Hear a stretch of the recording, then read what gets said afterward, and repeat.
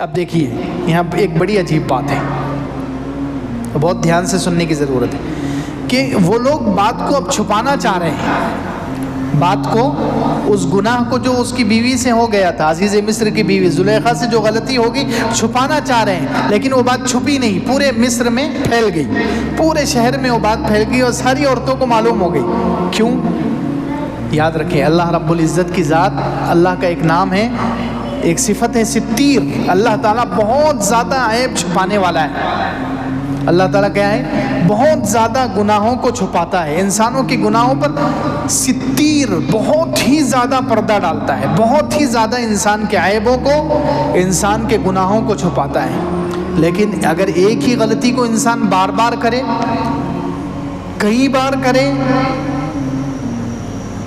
اللہ کو نعوذ باللہ گویا چیلنج دے کر کرے،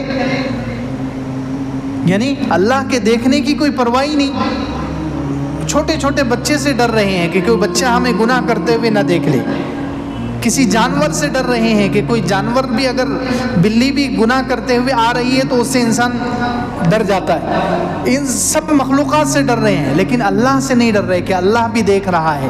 تو جب انسان بار بار کسی حرام کام کو تنہائی میں کرتا ہے، بار بار کرتا ہے، بار بار کرتا ہے، تو پھر اللہ کی طرف سے ایک بڑی سزا یہ ملتی ہے کہ اللہ تعالیٰ پردہ اٹھا دیتے ہیں اور اسے رسوا کر دیتے ہیں۔ یہ اللہ کی سزاؤں میں سے ایک بڑی سزا ہے کہ اللہ کسی انسان کے گناہ کو لوگوں کے سامنے پھیلا دیتے ہیں، پردہ اٹھا دیتے ہیں، رفع ستر کہتے ہیں اس کو، گناہوں کا پردہ اٹھ جانا، جو گناہ چھپے ہوئے تھے وہ لوگوں کے سامنے آ جاتے ہیں، ظاہر ہو جاتے ہیں۔ اللہ رب العزت حالانکہ چھپانے والے ہیں، عیبوں کو چھپانے والے ہیں، گناہوں کو چھپانے والے ہیں، لیکن جب بات حد سے آگے بڑھ جاتی ہے، پاپ کا گھڑا جب بھر جاتا ہے تو پھر اللہ رب العزت رسوا کر دیتے ہیں۔ اب دیکھیں یہ عزیز مصر کی بیوی، اس کا پردہ 4 مرتبہ شق ہوا ہے، 4 مرتبہ اس کا پردہ چاک ہوا ہے، 4 مرتبہ یہ ذلیل اور رسوا ہوئی۔ ایک مرتبہ پہلے گزرا شوہر کے سامنے، اور اس نے ایک مرتبہ نہیں، اوپر گزرا ہے، لفظ کیا ہے؟ راودتہ التی، بار بار اس نے مراودہ کیا، حضرت یوسف علیہ السلام کو بار بار پھسلانے کی کوشش کی ہے۔ پہلی مرتبہ میں اللہ تعالیٰ کبھی کسی کو رسوا نہیں کرتے، یاد رکھیں، یہ اللہ کا قانون ہے۔ پہلی مرتبہ کوئی گناہ کرنا چاہے اور اللہ رب العزت پہلی مرتبہ میں اس کا پردہ فاش کر دے، ایسا نہیں ہوتا۔ بار بار جب گناہ، تو اس نے کیا کیا؟ راودتہ التی، بار بار حضرت یوسف علیہ السلام کو پھسلانے کی کوشش کی ہے، نعوذ باللہ بہکانے کی کوشش کی ہے، زنا پر تیار کرنے کی کوشش کی ہے، کئی مرتبہ، کئی مہینے، کئی سال اس نے یہ کام کیا ہے، تب جا کر اللہ تعالیٰ نے اس کا پہلا پردہ فاش کیا ہے اس کے شوہر کے سامنے۔ پھر دوسری مرتبہ اس کا پردہ فاش ہوا ہے، اس کے عیبوں پر سے پردہ اٹھا ہے، یہ مصر کی عورتوں کے سامنے، پورے مصر کی عورتوں کو معلوم ہو گیا کہ یہ اپنے غلام کے ساتھ عشق کرتی ہے، محبت کرتی ہے۔ تیسرے آگے آ رہا ہے 2 پیج کے بعد، بادشاہ کے سامنے، جو مصر کا اصل بادشاہ تھا، اس بادشاہ کے سامنے بھی یہ عزیز مصر کی بیوی کا پردہ فاش ہو گیا، اس کے گناہوں پر سے پردہ ہٹ گیا، اس کو بھی معلوم ہو گیا۔ اور چوتھے اس کا راز فاش ہوا ہے، اللہ تعالیٰ نے پردہ ہٹایا ہے اس امت کے سامنے، قرآن میں اس واقعے کو ذکر کر کے۔ اللہ کی پناہ، کتنی بڑی ذلت اور رسوائی کی بات ہے کہ گناہ پر سے ایسا پردہ ہٹ جائے کہ قیامت تک کے لوگوں کو معلوم ہو جائے کہ یہ عورت ایسی ہے۔ تو اللہ رب العزت کی عادت اور اللہ کی صفت تو یہ ہے کہ اللہ تعالیٰ بندوں کے عیب چھپاتے ہیں، گناہوں کو چھپاتے ہیں، لیکن جب حد سے زیادہ انسان تنہائی میں حرام کام مسلسل کرتا رہتا ہے، مسلسل کرتا رہتا ہے، تو اللہ رب العزت پھر اسے ذلیل کر دیتے ہیں، رسوا کر دیتے ہیں، اس کا عیب سب کے سامنے ظاہر کر دیتے ہیں، راز فاش ہو جاتا ہے۔ عرب کے ایک عالم ہیں شیخ احمد جلال حفظہ اللہ، انہوں نے واقعہ بیان کیا، انہوں نے کہا کہ میرے ساتھ ایک عورت تھی عمرے میں، میرے ساتھ عمرے میں ایک عورت تھی، بہت اچھی نیک عورت تھی، وہ ہمارے ساتھ عمرہ کیا اس نے، مصر کے رہنے والے ہیں وہ، تو ہمارے مصر کی ایک عورت تھی، اس نے میرے ساتھ عمرہ کیا، عمرہ کرنے کے بعد اس نے مسئلے مسائل پوچھنے کے لیے میرا نمبر لے لیا، تو کہتے ہیں کہ ایک مرتبہ اس نے فون کیا کہ میرے ابا کا انتقال ہو گیا، اور کس حال میں انتقال ہوا، اللہ ہم سب کی حفاظت فرمائے، آمین۔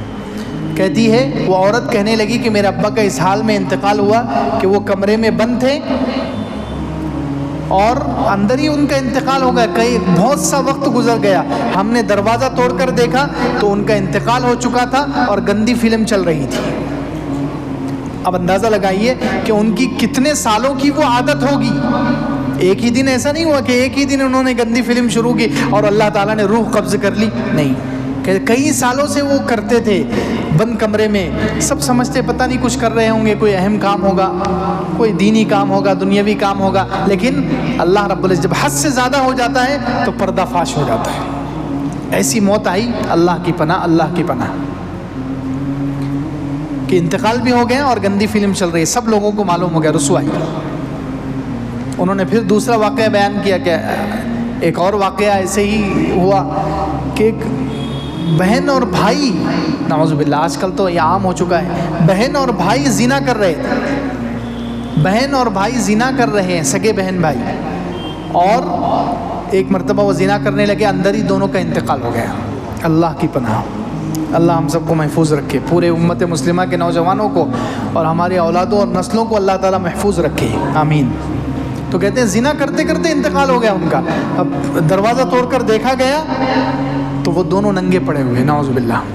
اب اندازہ لگائے, پہلی مرتبہ میں اللہ تعالیٰ کسی کا پردہ فاش نہیں کرتے, کئی مرتبہ یہ عمل ہوا ہوگا جب جا کر اللہ رب العزت نے پردہ فاش کیا ہے. حضرت عمر رضی اللہ عنہ کے زمانے میں ایک چور نے چوری کی.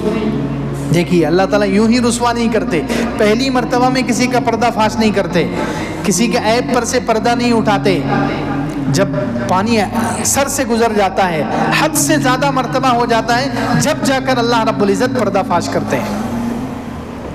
تو حضرت عمر رضی اللہ عنہ کے زمانے میں ایک شخص نے چوری کی. اب اس کو لایا گیا ہاتھ کاٹنے کے لیے, تو اس کی ماں آ گئی سفارش کرنے کے لیے کہ میرے بچے نے پہلی مرتبہ گناہ کیا ہے, پہلی مرتبہ چوری کی ہے, اللہ کے واسطے اس کو معاف کر دو.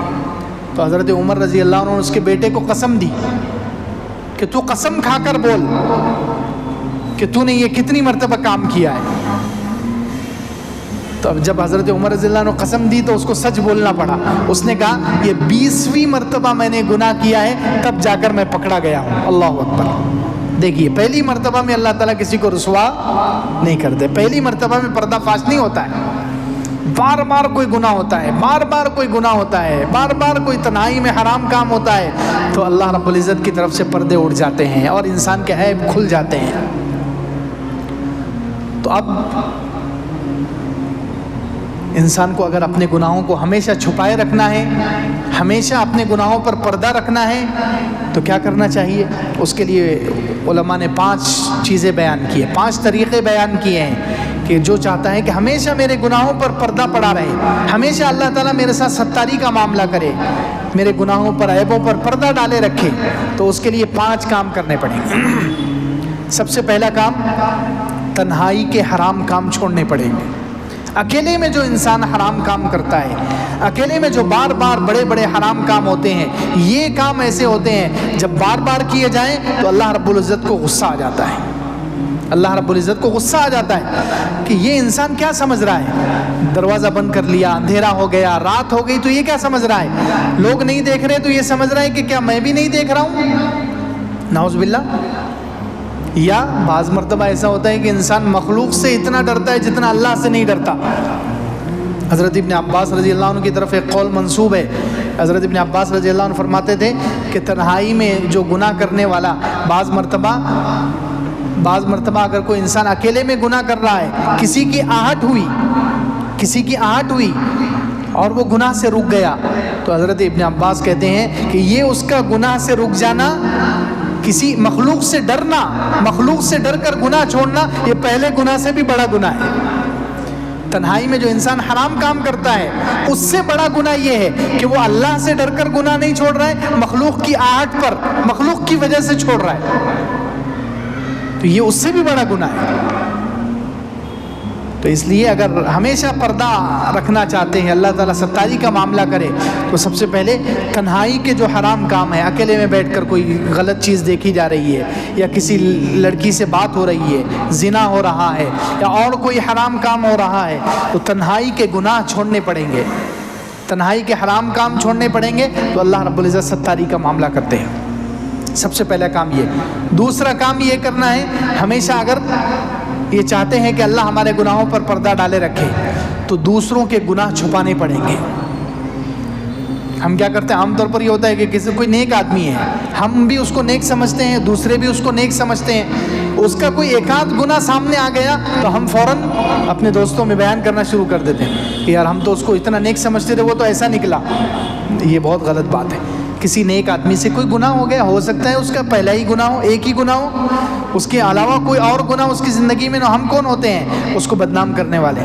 اس لیے حدیث پاک میں ہے من ستر مسلمن سترہ اللہ، جو مسلمان کے گناہ پر پردہ ڈالتا ہے، عیب پر پردہ ڈالتا ہے، اللہ اس کے عیب پر پردہ ڈالتے ہیں۔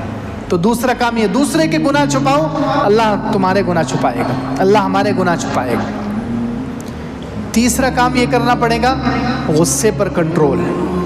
یہ بھی ایک حدیث ہے، بیہقی اور مسند ابو یعلا، طبرانی وغیرہ میں، اور حدیث حسن صحیح ہے۔ اللہ کے رسول صلی اللہ علیہ وسلم ارشاد فرمایا من کف غضبہ سترہ اللہ، جو اپنے غصے پر کنٹرول کرتا ہے اللہ اس پر پردہ ڈالتا ہے۔ سبحان اللہ۔ کیونکہ عام طور پر ہوتا ہی ہے کہ جو آدمی غصے والا ہے نا، وہ بار بار دوسروں کو ذلیل کرتا ہے۔ جس کو غصے کی عادت ہوتی ہے وہ کیا کرتا ہے، بار بار کسی کی غلطی نظر آئی کہ فوراً سب کے سامنے اس کو ڈانٹے گا، اس کو ذلیل کرے گا۔ تو لہٰذا جو غصے پر کنٹرول کر لے تو اللہ رب العزت پھر اس کے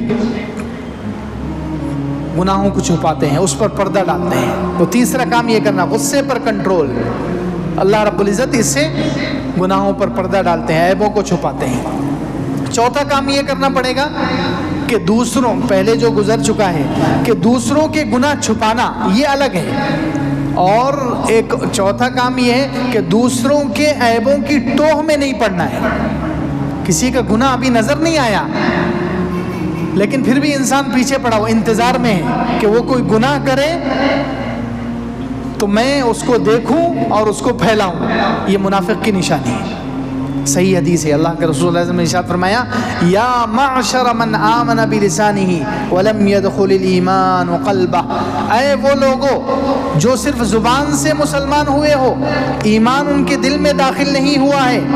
اللہ کے رسول صلی اللہ علیہ وسلم کہہ رہے ہیں اے وہ لوگوں جو صرف زبان سے مسلمان ہوئے ہو، ایمان ان کے دل میں داخل نہیں ہوا ہے، مسلمانوں کے عیبوں کے پیچھے نہ پڑو۔ جو مسلمانوں کے عیبوں کو پیچھے پڑ جاتا ہے اللہ تعالیٰ اس کے عیبوں کے پیچھے پڑ جاتے ہیں، اور اللہ جس کے عیبوں کے پیچھے پڑ جائے اسے گھر بیٹھے ذلیل اور رسوا کر دیتے ہیں۔ یہ حدیث ہے۔ تو کسی کے عیبوں کے پیچھے نہیں پڑنا چاہیے، توہ میں اور انتظار میں نہیں رہنا چاہیے۔ چوتھا عمل یہ ہے۔ پانچواں عمل یہ ہے اللہ سے دعا کرنی چاہیے، اللہ سے دعا کرنی چاہیے۔ اللہ کے رسول صلی اللہ علیہ وسلم جیسی شخصیت دعا کرتی، صحیح حدیثوں میں ہے۔ اللہ کے رسول صلی اللہ علیہ وسلم سے ایک دعا ہے، سنت والی دعا ہے، اللہم استر عوراتنا وآمن روعاتنا۔ حضور صلی اللہ علیہ وسلم یہ دعا کرتے تھے، اے اللہ میرے عیبوں کو چھپا، اللہم استر عوراتی وآمن روعاتی، اور اے اللہ میرے خوف کو دور کر دے۔ بہت بڑی دعا ہے، یہ دعا یاد کرنی چاہیے، اللہ سے مانگنا چاہیے کہ اللہ ہمارے عیبوں کو چھپا، دنیا میں بھی آخرت میں بھی ہمارے ساتھ ستاری کا معاملہ فرما، عیبوں کو چھپا۔ تو یہ 5 کام کرنے پڑیں گے تو اللہ رب العزت کبھی رسوا نہیں ہونے دیں گے، اللہ رب العزت لوگوں کے سامنے ذلیل نہیں ہونے دیں گے، عیب کو ظاہر نہیں ہونے دیں گے۔ خیر، یہ زلیخا جو تھی اس کے عیب سب کے سامنے ظاہر ہو گئے، کیوں؟